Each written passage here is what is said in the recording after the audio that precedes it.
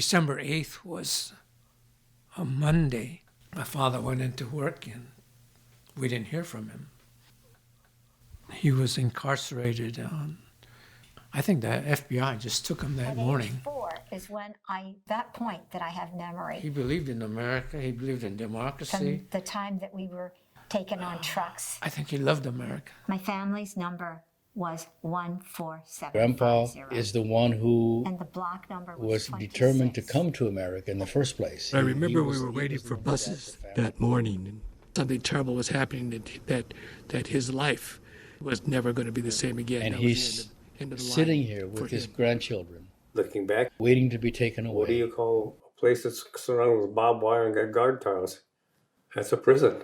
Just uproot people like that for no reason. I had to beg with tears in my eyes just to Not just a family, 100,000 people just gone, you're gone. stay in my squadron. I had to fight like hell for the right to fight I'm not ever for sure my own country. that certain things will never happen again. Just because they were horrific, It was a very just because they were terrible. degrading time. No. Sorry to say. To be sitting there was very disheartening.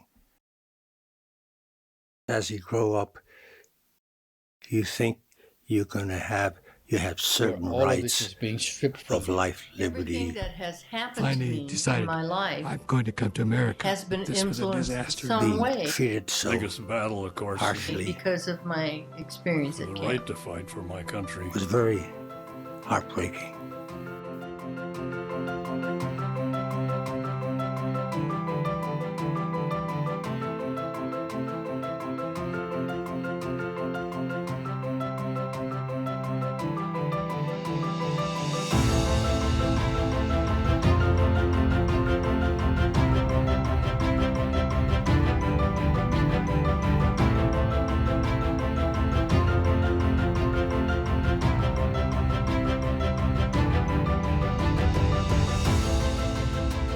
So imagine, it's 1970 and I'm in my history class in San Mateo, California. And that's where I learned that my parents and grandparents, who were Japanese Americans, were locked behind barbed wire in prison camps during World War II. And I couldn't really believe it. I was 16 years old. I'm thinking, how could this happen? They're American citizens. How can America do this to them? And this has taken me on this really long journey that's still going on throughout my life. Through this discovery, I learned that Dorothea Lange, one of my favorite photographers, had photographed my grandparents when they were leaving for camp in Oakland, California. And it wasn't until 1984 I got to go to Washington, D.C., and I went to the National Archives, and I discovered the photograph that Dorothea Lange had taken of my family. And it had showed my grandparents and my dad and my aunt. This image here is a picture of Dorothea Lange shot of my aunt, and it's one of my favorite pictures. My aunt's there standing by the luggage with her tag on her. More recently, I discovered that this piece of luggage here that was sitting in my dad's garage was a piece of luggage that my grandparents had taken with their personal belongings to the Tanforan Assembly Center first, and then to Topaz, Utah, where they were in the concentration camp there. And this chair here was been in my dad's garage for years, and it was a chair that my grandfather made out of scrap lumber, and he was also a carpenter. So when I was in the National Archives in 1984, I flipped through over 900 photographs that Dorothea Lange had taken. And as I was flipping through these images, all these faces were staring up at me, and I really wanted to know what happened to them. And I really wanted to know how Executive Order 9066 really shaped their lives and the future of the future generation, the Japanese Americans in the United States. You know, I really see the strength in all my subjects. It's really amazing looking at the photographs again. I mean, I saw their strength when I saw the very historical photographs in 1942, but even looking today when I photographed them over the last 16 years, it's really incredible looking at the strength in their face and just their character. It's really amazing to me. My exhibit and project is called Gambatte, Legacy of an Enduring Spirit. And Gambatte is like this Japanese word, which means never give up. And I think that That spirit is what the whole Japanese American community gathered when they first got here, coming from Japan in the 1800s. When I see them hanging on the wall here, and I just see those faces, the historical pictures, those are the pictures that first got to me and right in here. I mean, their strength just still comes out of me, even in my photographs, of carrying on, of moving on, of just their humanity. Just, it gets me every time I look at them. The California Museum in 2015 had my original exhibit with just 30 images at the time, and it took me 10 years to find those 30 people, the first 30 people I photographed. And here we are today, it's 2021, and we have a new exhibit here at the California Museum. We're showing 38 new ones, and we're showing 8 original images from the first exhibit from 2015, but we have voices now. You could actually hear your subjects speak to you. They've done a beautiful job here at the museum. I also created a book called Behind Barbed Wire, which also shares all these photographs and all these stories. And I wanted it in one place where it's shareable, so hopefully more people could learn something from it and share their work with somebody else. Because what's important is, for me, and I think so many of the subjects who share their life with me, is that we share these stories so nobody will ever forget them. And this never happens again to anybody else. So when I started this journey, it was in 2005. And when I first started, I had to go to churches and ask people, hey, do you recognize who's in this photograph like 70 years later?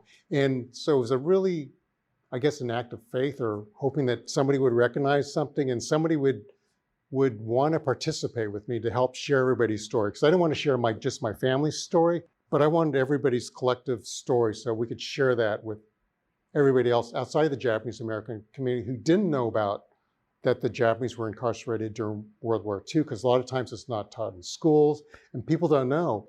And everybody, all my subjects really wanted, I think a common theme from a lot of the subjects were they didn't want this to happen to anybody else too. So they really wanted to share their stories. So this is one of my first subjects. This is Yuki Yuellen. And at the time, this really famous photograph was taken by Clem Albert. She was only 2 years old.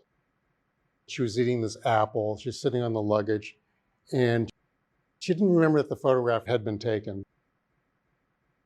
When we first met, it was in 2005, she went to the Japanese American National Museum to find out a little bit more about her background. And then I met her there, and I photographed her there actually at the Union Station in Los Angeles, where this historical photograph was taken. But then we took another journey up to Manzanar, and when we went there, we talked to the park ranger, and they led us to the same spot where Yuki and her mom lived. She said she didn't get a feeling of that's where she lived, or any kind of feeling like that. But she did gather some sand, put it in a little jar, and brought it home. And it was really an incredible journey for her. She discovered so much about her family. Yuki came there with just her mom. Her mom had said that her dad had died, and so that was all she knew. And when she went to the museum, she found out, and to the camp, she found out that her dad didn't die, and he had another family in the camp, and she discovered that later in her life. After the war, her and her mom moved to Cleveland. They were sponsored, and she grew up in Cleveland. She was teased a lot as a kid, but she ended up in Champaign, Illinois at the university, and she helped start the first Asian studies program there. It was just incredible that she did that. And I really felt honored that she came and we met and she shared her story with me. Up above us is an Ansel Adams photograph, and this is Haru Nakanishi. And she's actually standing outside the photo studio of Mr. Miyazaki. Unlike so many other Japanese Americans, she wanted to share the story with her children and other people around her, because she didn't want this to happen to anybody else. So she thought it was so important to share. And actually, after 9/11, she spoke out too. She didn't want this to happen to Muslim people just because of the way they looked or their religion or anything. So she thought that was so important to share these stories, and so this would never happen again in America. So this is Yoshinori Toso Himmel. And he's actually Hapa, half Japanese, half white, Caucasian. He was born in Sacramento in 1945 on the day that Japan surrendered the war, World War II. But he was really interesting. He worked as an attorney for the federal government. He retired, but he's been very active in the Japanese American community, making sure things work right. There was a whole collection of material that he helped that was going to go for auction. He helped stop that and made sure that it got to a proper home for the artifacts that were collected over years ago. His wife, Barbara Takei, she's very active in the community about preserving the history and justice and civil rights. But this is a picture of his mom taken in Des Plaines, Illinois. And she's working in a photo lab.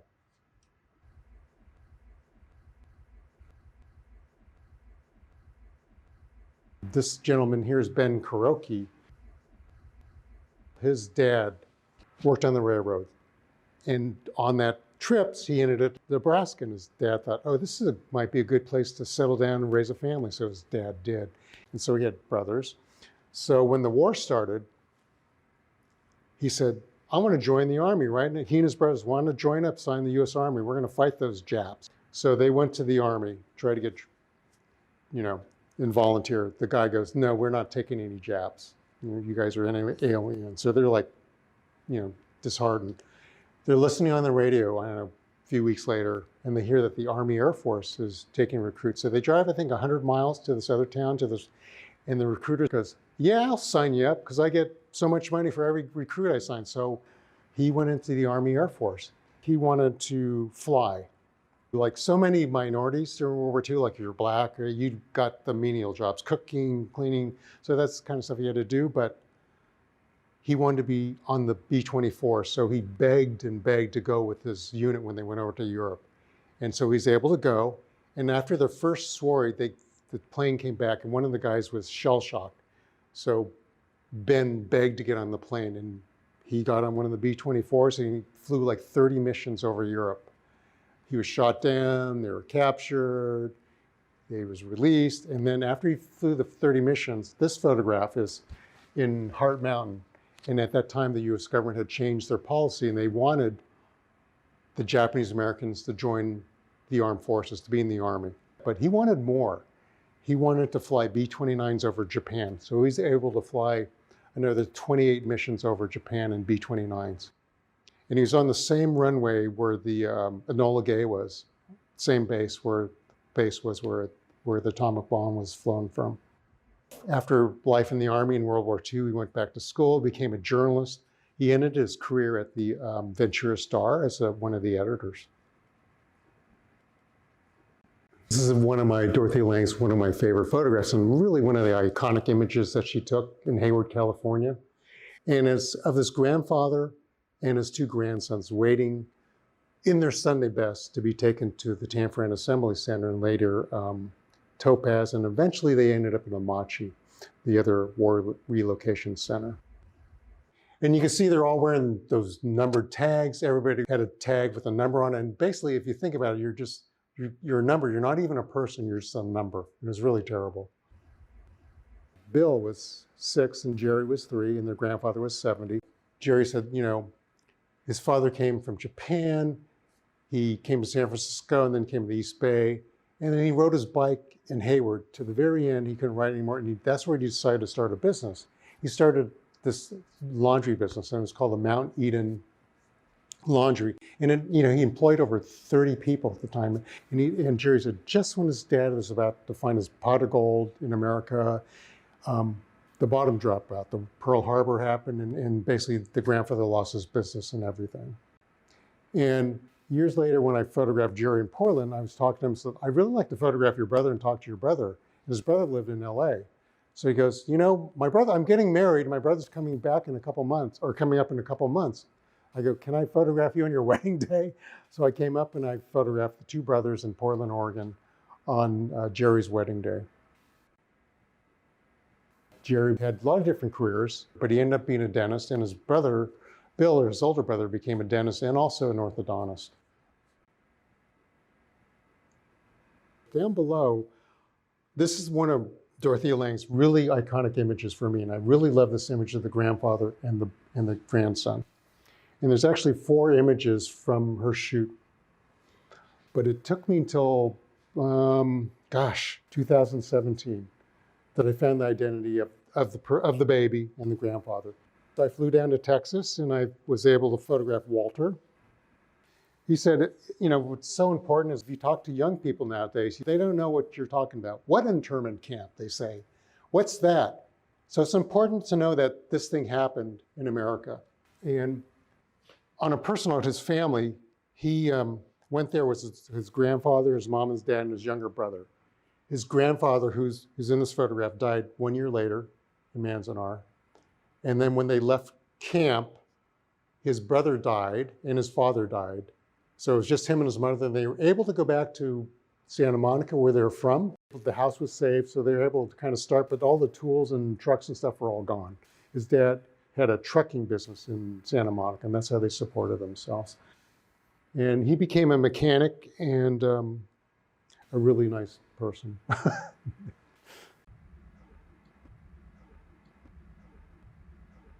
When I photographed Yoshi Shimada, he told me he played baseball for the Tule Lake baseball team during camp. So I said, "You still have that glove?" And he says, "Yeah." So when I photographed him wearing his exact baseball glove. But when Dorothea Lange photographed his mom, which is this photograph behind us, he was just outside of Cameron. He's only 18 years old. His mom was 57. And his mom was soon to die in November of that year. And his baby sister also died. What's really interesting about Yosh, he wanted to be a doctor because he wanted to help people. And they were farmers in Vacaville. As Yoshi and his family were rounded up on the trains in Vacaville, the military police were there, and they were guarding him with bayonets on their rifles. And he felt one poke him, and he was so afraid he thought that one wrong move and he could be stabbed. It really shocked him. And then when he went to camp, they transferred to Tule Lake because there was a loyalty question that the government gave after they took away everybody's right to be drafted and made them enemy aliens. They wanted everybody to be in the Army again, be draftable. So they had this loyalty question in 27 and 28. And actually, Yoshi said no, because he didn't feel like his rights as a U.S. citizen were upheld, and he said no. So he ended up going to Tule Lake, and that's where he played baseball. He loved sports. And when he got out, he returned to Berkeley. His dreams of becoming a doctor were pretty much dashed because he had no money. So he ended up becoming a gardener, working in houses in Berkeley, in the hills, Oakland, the very expensive houses up in Oakland. That's how he survived. But he said, which was so important to his son, he doesn't care if you're a janitor, a gardener, whatever. I want you to get your education, then you decide what you want to do in your life. But he wants you to have an education. I thought that was so important for you.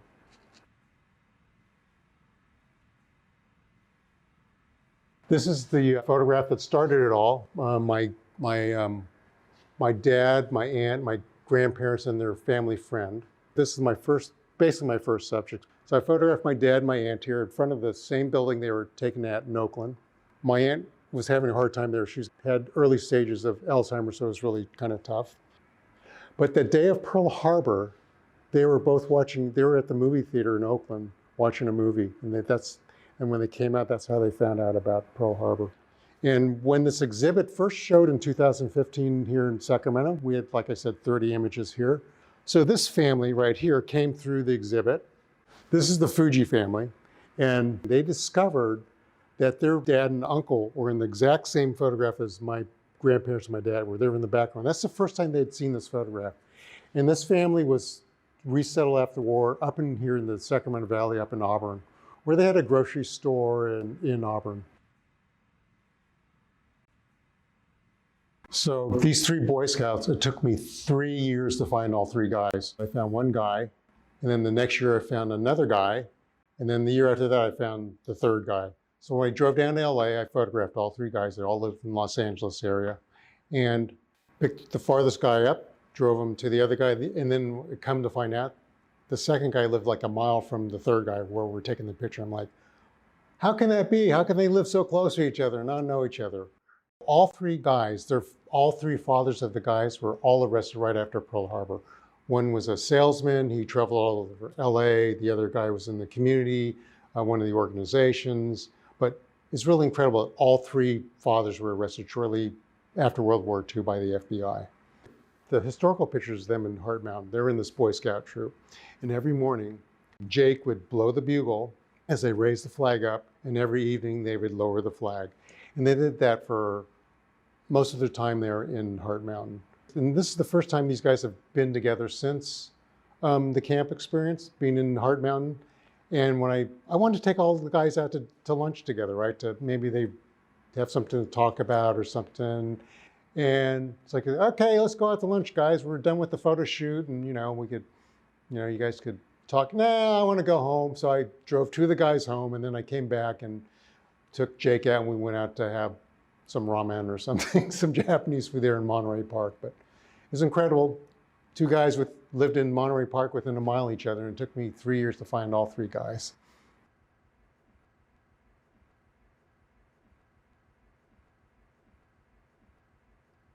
So this is Anna Nakata, and I photographed her in New Jersey. She had a repertoire of over 200 Japanese songs that she sang in camp. She performed with this gentleman here, and then sometimes by herself, and she entertained in the camp. They're in the Topaz Relocation Center, the same one as my dad. After the war, her family moved back to New York, New Jersey area and settled there. And she became a ikebana expert, lived in Japan, lived all over. But what she said, I go, well, did you sing those songs? Do you know those songs? She goes, she can't remember one word of those songs anymore. She learned Aikido and when she asks the sensei, she says, what's this all about, the Aikido, And it's not about doing all the holds and making moves, he said. It's really about the kokoro, your soul, your spirit. And so she wanted to find that same spirit, like when she's teaching ikebana, she wants to teach the inside of the art, how you feel from inside. Yeah. But her family struggled. And they moved back east and they struggled, but they made it. Jimmy Yamaichi, he helped build a jail. There's a jail within the jail at Tule Lake.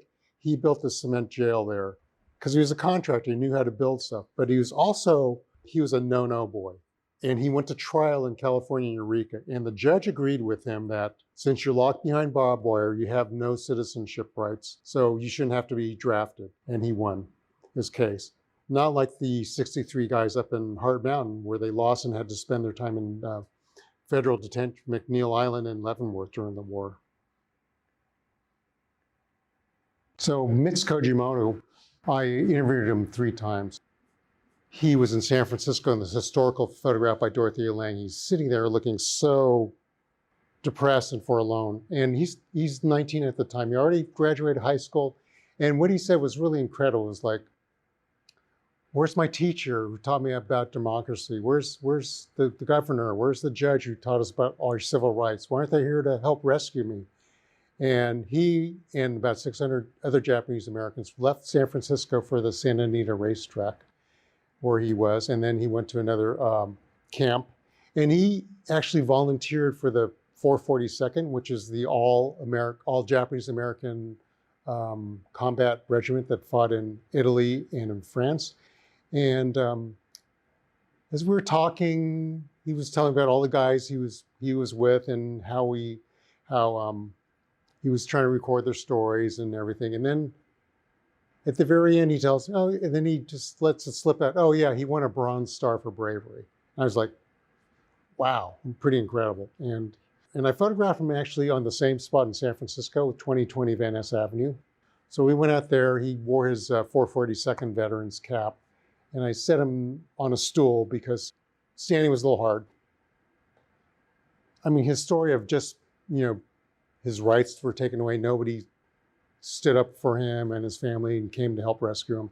And then he goes and joins the United States Army to fight for democracy and freedom. I'd really like to thank you all for participating and viewing this work. And I want to thank the California Museum for presenting this new body of work. So thank you so much, and let's share this work nationally and worldwide.